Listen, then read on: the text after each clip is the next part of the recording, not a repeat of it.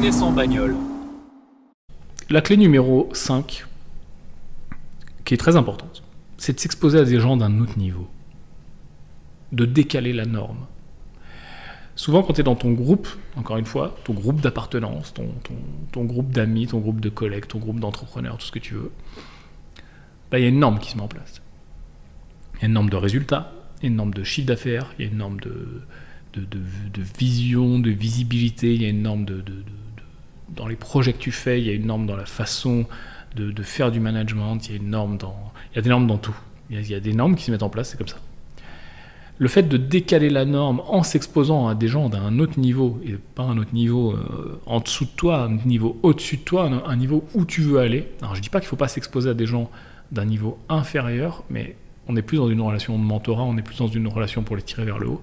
C'est intéressant aussi, ça apprend aussi des choses, mais là je te parle de s'exposer à des gens d'un niveau très supérieur à celui où tu te trouves actuellement, un niveau où tu vas aller, tu le sais déjà que tu vas y aller.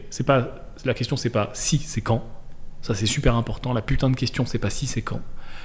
Mais en tout cas tu décales la norme et tu fais rentrer dans ta vie des gens de plus en plus qui ont de plus en plus de succès. Pour ça, il faut vraiment les faire rentrer, il faut chercher à les côtoyer, parce que juste de t'inspirer de gens sur Internet, dans les livres, ça va fonctionner un petit peu, ça va te faire tomber des croyances limitantes, en effet, ça va t'inspirer, ça va te donner des idées, mais ça ne sera pas aussi impactant, aussi fort que d'être en face de quelqu'un où tu... Waouh, merde, waouh, ouais, non, ouais, il fait mieux que moi, il va plus vite, il est plus gros, il a plus de réseau, il connaît plus de gens, il parle mieux, il m'inspire, tu vois, il me chauffe, j'ai envie d'être lui. Ça fonctionne bien.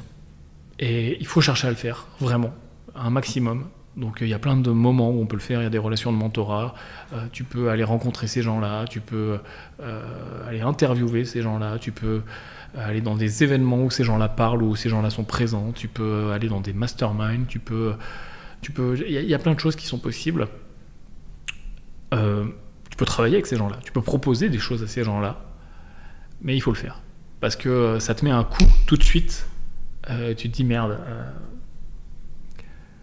trouvons des solutions pour nous élever à ce niveau-là. Et puis en fait, tu verras qu'une fois à ce niveau-là, il faudra encore t'élever au niveau supérieur, etc., etc.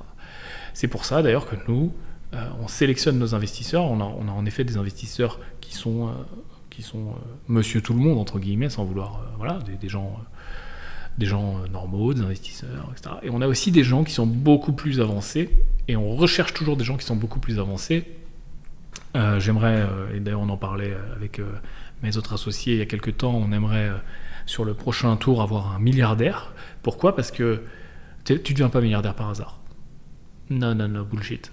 Je te parle pas d'un milliardaire qui a hérité, je te parle d'un self-made milliardaire. Tu ne deviens pas milliardaire par hasard, tu ne mets pas en place un niveau de milliardaire. Alors, attention, hein, là, les amis des ruisseaux, là, être milliardaire, c'est pas juste avoir plein d'argent. Être milliardaire, c'est avoir fait un niveau d'achievement dans ta vie, un niveau de projet, de réussite, d'embûches, d'emmerdes, de connards qui t'ont fait chier, de lawsuits, de tout ce que tu veux, extrêmement importante.